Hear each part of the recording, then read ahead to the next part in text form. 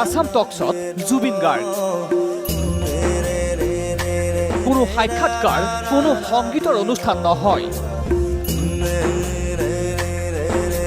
আসাম টকছত কি কৰিলে জুবিন গাৰ্গে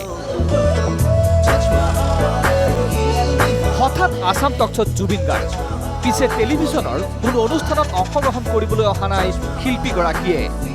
আচলতে নমামি ব্ৰহ্মপুত্ৰৰ পিছত চৰকাৰে অনুষ্ঠিত কৰিবলৈ লোৱা নমামি বৰাকৰ বাবেহে আসাম টকছত জুবিন গাৰ্গ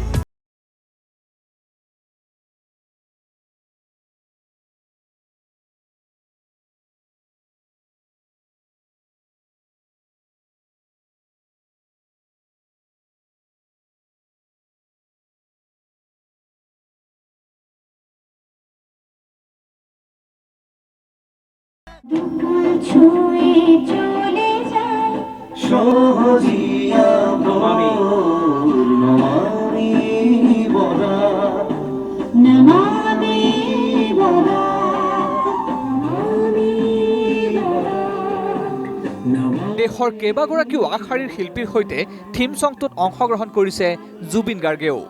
নমামি ব্ৰহ্মপুত্ৰৰ পিছত নমামি বৰাক এটা ডাঙৰ ফেষ্টিভেল হ'বলৈ গৈ আছে চ' সকলোকে আমন্ত্ৰণ জনাইছোঁ যোগদান কৰক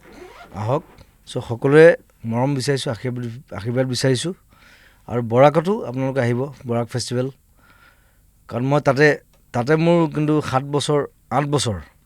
বৰাকে আছিল কৰিমগঞ্জ একদম মই আৰু বাংলা ইমান ধুনীয়াকে ক'ব পাৰে আমি তো আধা বাঙালি ভেৰি গুড আমি তোমাৰ থেকে ভালো বাঙালি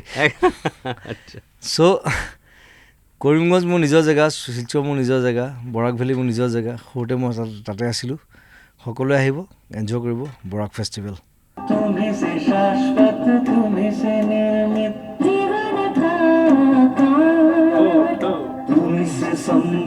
নমামি বৰাকৰ থিম সং প্ৰস্তুত কৰা হৈছে শিল্পী দেৱজিৎ চাহাৰ তত্ত্বাৱধানত আমাৰ অসমৰ গৌৰৱ ইণ্ডিয়াৰ গৌৰৱ জুবিন গাৰ্গে গাইছে কিমান লাজ পাইছে বা চ' মোৰ বিৰাট ভাল লাগিছে চ' মোৰ কম্পজিশ্যন আৰু ইয়াতে বহুতে গাইছে বহুত আমাৰ বলিউড ষ্টাৰ আৰু যেনেকুৱা লাইক শান মিকা সিং জাভেদ আলী ৰেখা ভাৰদ্বাজ উস্তাদ ৰছিদ খান সাধনা সৰগম বহুত নাম আছে আৰু আমাৰ মই ৰাইজক ইনভাইট কৰিছোঁ যাতে নমামি বৰাকটো ছাকচেছ হয় আপোনালোকে সকলোৱে আহিব চাব নমামি বৰাকৰ উৎসৱটো হিন্দী আৰু বাঙালী ভাষাত প্ৰস্তুত কৰা হৈছে নমামি বৰাকৰ থিম সং